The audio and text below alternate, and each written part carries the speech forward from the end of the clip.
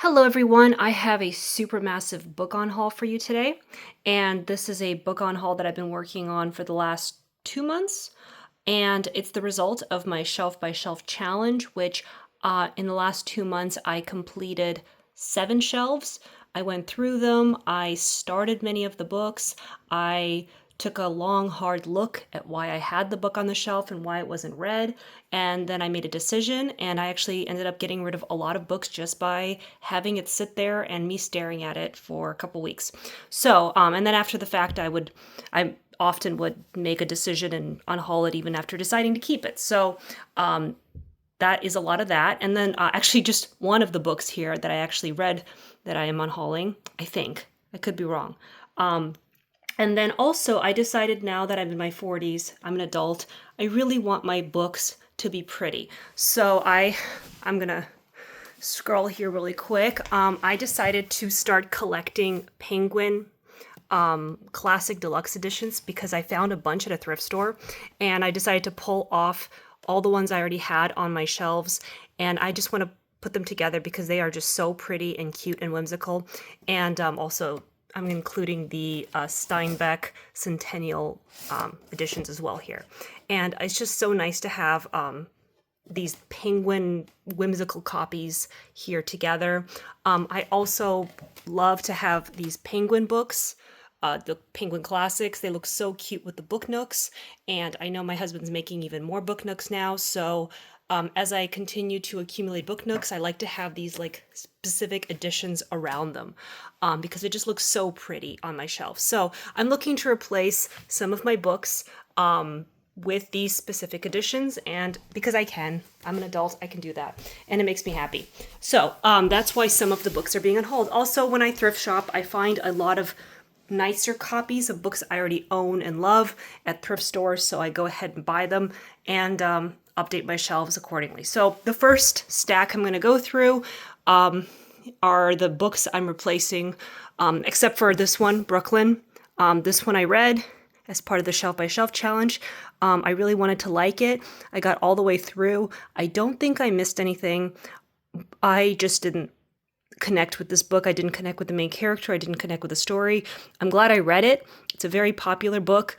There's a lot of talk about Colm Tobin.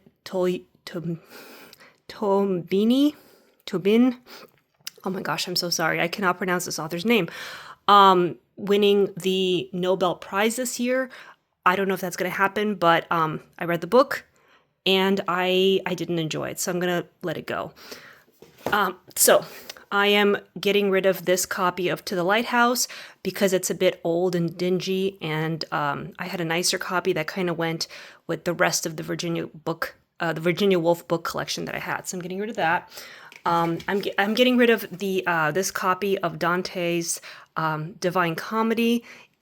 Even though it's a really nice copy, I decided to get the Penguin Signature Classics version of it. Same thing with Les Miserables. I read this book in high school. I absolutely loved it. I bought myself a copy that goes with my collection, so I can let go of this old hardcover one. Same thing with Frankenstein. Bought myself a really cute copy, and one of my favorite books of all time. I've read this book maybe, 6, 7 times in my life? I don't know. When I was in high school alone, I think I read it 4 times. I think this is a masterpiece, brilliant masterpiece. I think I've read it at least 3 times as an adult. I bought myself a fancy copy. I deserve it. Middlemarch, I went back and forth on this one. I had some really amazing responses to my question whether I should read this book, anywhere from yes to no. And I decided to think about it and read some more reviews and really dwell on it. And then I just kept reading a little further, and I did end up picking up on some brilliance that I did want to continue reading this book due to. So I bought myself a fancy copy. So I'm getting rid of the old beat up Barnes and Nobles. This one, it turns out I had this one in the deluxe edition, so I put that one on my shelf. This one, I just bought such a cute copy. It was like I forget, it was in some collection. It's downstairs now, but anyway, got a much cuter copy. This is definitely one of the best books I've read. Definitely one of the best books I read this year. I love this book so much, so I definitely deserved a cuter copy of it. Golden Compass, I have a cuter copy. Actually, this is from my daughter's room because she unhauled a bunch of her books. And I think I put this in her room after buying myself a fancier copy. And she's like, well, I don't want it, so we're getting rid of it. The Things They Carried, I bought a much cuter copy. The Bee Sting, I bought this massive hardcover brand new copy. Still need to finish that one. Cast, I still haven't read this one, but I got a brand new hardcover copy of this for free at a library. So I took it. It was like buy one, get one free, and they had a free one. So I'm like, okay, I'll just upgrade my copy. Same thing with The Shock Doctrine. I still really want to read this really bad. I'll get to it, but I got a brand new hardcover. Naked, I bought a really cute copy. This is an amazing book by David Sedaris, probably my favorite book by him. So that was exciting. The Physics of the Impossible, I read this one years ago by Michio Kaku. I love this book, but when I started going through my old science books, I realized this book was like severely damaged, and then I ended up finding a nice new copy at a thrift store. So I upgraded that. Animal Farm, got a cuter copy. This is hideous, but I do love Animal Farm. And Gone with the Wind. I read this book in either elementary school or middle school. I loved it. I still haven't reread it, but I'm optimistic, and I found a cuter copy. Even though this is still a really nice copy, the copy I found was just, the colors were just so much prettier. So that's my vein on haul. Books that I just wanted nicer copies. Okay, so the remainder of these books, I think I have not read any of these. And I don't think these are bad books. In fact, I'm sure these are amazing books that are beloved by people. And I might even end up getting these books in the future and reading them. But at this point in my life, I decided I'm not interested in reading them, and I'm probably not going to get to them anytime soon. So if at some point in my life I come across this book and I'm like, oh, I should not have gotten rid of this one, I really want to read it right now, then I'll grab it. But at this point, I want to make my bookshelves about myself, and I'm going to unhaul these books. Let's see. The first one is Richard Russo, Empire Falls. I've had this on my shelf forever, only because it won the Pulitzer Prize. I tried reading it a few years ago. I couldn't get into it. And now when I came across it again, I decided I wasn't going to read it. The Ministry of Utmost Happiness. This is the author of The God of Small Things, which I really enjoyed. I don't know. I don't think I'm going to read this book. I have no interest in picking it up. The God of Small Things was extremely heavy. Even rereading it feels like an ordeal. I don't know if I want to pick up another super heavy book by this author. Maybe I will. But also the ratings are not great. And I hate to use ratings, but when I'm trying to unhaul a huge amount of books to clear up my shelves, I do resort to ratings. Not that I always agree with them, but that is what it is. This is another book that's been on my shelf forever, and I just, for some reason, have no interest in picking it up. I don't know. I don't tend to like books about books, like fantasy, fiction books. Like, I love nonfiction books about books, but I don't know. They seem kind of childish to me. Maybe this one's amazing. Maybe I'm making a horrible mistake, but I just, in the probably 8 years that I've owned this book, I've never picked it up. So I'm going to let it go. And funny thing, maybe this is how these books will find their way back to me letting them go, and then I'll run into them again and they'll have some cute new cover or something. I don't know. And I'll be like, oh yeah, I finally want to read this. Or I don't know. Guild, I started this book. I read about half of it a couple years ago. I could not connect to it at all. So I doubled down and bought everything by this author that I could find and never read any of that either. So I'm just going to let the collection go. And that includes Guild, Lila, Home, and Housekeeping. Maybe one day I'll wake up and decide I have to read Marilynne Robinson, but I'll wait for that. I'm going to get rid of Dancing After Hours Stories by Andre Dubus. I read the first story. It didn't excite me, so I'm just going to let it go. This is Marie Curie's biography by her daughter, Eve Curie. This is a ridiculously well-rated book that I got many years ago as a gift, and I just have not been able to read it because the way that the author writes this book is just, it's like, I mean, I understand it's her mother, but she is obsessed with Madame Curie, and I can't read it. It's annoying to me.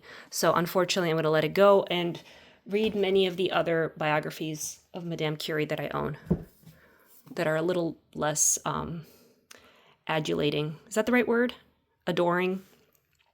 I started reading the Cider House Rules. I got through a good chunk of it, and it's whimsy but weird and disturbing and weird, and I don't know, but not in a good way. So I'm just gonna let this one go. In fact, while I'm at it, I'm gonna let A Son of the Circus go as well. I just don't think I'm ever gonna read it. I think I started this book in college, and I didn't get very far. And the reason I had so many John Irving books was because I was obsessed with The World According to Garp. I read that book when I was in college. I loved it. I've read it many times since. Every time I read it, I love it so much. So I got myself a cute copy of it, and I'm going to let the rest of these books go, except for A Prayer for Owen Meany. I'm going to give that one a shot and try to read it all the way through.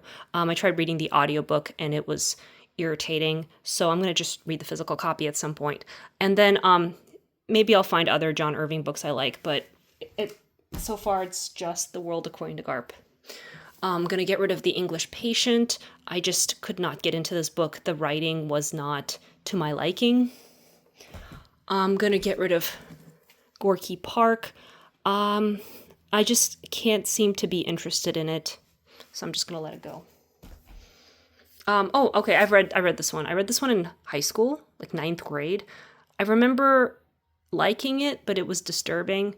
And so I bought a copy of this really cute copy of it, but I just have no interest in reading it again. Every time I think about reading it, I remember how disturbing it was, and I don't want to go through that again.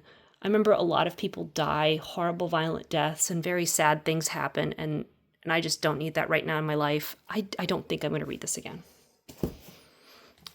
Daisy Miller, I'm getting rid of all of my Henry James books because I started hoarding them a couple years ago because I read some book about Henry James, and I don't know, but I had no interest in reading any of them for years. They just sat there, so I'm just gonna let them go. I decided to get rid of Mating. I don't think I'm gonna read it right now. Maybe one day. Elizabeth Gilbert, The Signature of All Things. This is a pretty ugly, torn up copy. Oh, everything's going very blurry all of a sudden. Sorry about that. I don't know. Just not feeling it. Just gonna let it go. Master and the Commander. This book is pretty whimsical, but I'm also failing to connect. Every time I start reading this book, I just want to go and read some Herman Wouk. He's the author of The Caine Mutiny, which is an amazing ship adventure legal book that won the Pulitzer Prize. And I love it so much, and I want to read the rest of his books. So this book just reminds me that I want to read a completely different book, so I'm going to let it go. I'm going to let this one go. I bought it. I was really excited to read it, but then when I read the synopsis, I just couldn't get excited about the synopsis. What is the synopsis? It's 1866, and Walter Moody has come to stake his claim in New Zealand's gold rush. On the stormy night of his arrival, he stumbles across a tense gathering of 12 local men who have just met in secret to discuss a series of unexplained events. I don't know. I'm not excited. Maybe one day. Luckily, most of these books were extremely cheap for like $1, so I don't feel too bad about getting rid of them. Purple Hibiscus, I'm not interested in the story. Night and Day, I needed to choose a Virginia Woolf book to unhaul, and I'm not the biggest fan of these Barnes & Noble's classic editions. They're not the cutest. I mean, they're fine, but they're not the cutest, so this one was an easy pick. I have so many Virginia Woolf books that I have not yet read, and so this is the one that I decided to let go of. The Cleft, this is a terribly written book that I have tried reading many times and didn't get very far, so I'm going to let it go. I'd rather try really hard and read her famous book. What is her famous book? The Golden Notebook. Yeah, I'll try to read The Golden Notebook. That'll be, if I read The Golden Notebook, maybe, and I love it, maybe I'll read more of her books, but I don't know if The Cleft will ever come back to my life. I'm getting rid of A Mercy by Toni Morrison because I wanted to get rid of some Toni Morrison books. I have too many and I'm not reading them. So I think if I cull my collection of her books, maybe I'll actually start reading her books. The Room I started reading, and this is told from the perspective of a 5-year-old boy who has been trapped in a tiny room with his mother his entire life.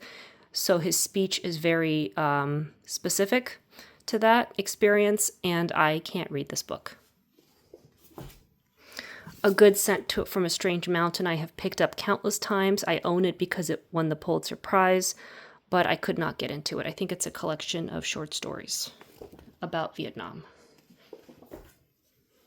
A Little Life I bought because of the hype, but then I read the synopsis, and I very strongly decided I did not want to read this book. So I'm going to get rid of it. Plus, I think I read the first chapter and I couldn't connect to the writing or any of the characters. So that's when I decided that I was just going to cut my losses and not read this book. And maybe many, many years into the future when I'm older and whatever, wherever I am, I'll pick this book up again and read it and love it. And it'll be amazing and it'll be my favorite book. But not today. A Room with a View, I could not connect to this book. I don't know. I'm going to let it go. I read the first couple chapters of this one and I did not like it. I did not like the writing. I did not like the banter of the characters. There's a lot of complaining, and I'm going to cut my losses and let it go. This is one of those books that was highly recommended in one of those books about reading books that I read, because I went through this whole phase when I read every single book on reading I could find, where people would just go on and on talking about various classics and analyzing them and discussing them. And so this was one of the books that came up, and so I got it, and it didn't work out. The Known World, it won the Pulitzer Prize. I read a good chunk of it. I didn't like it.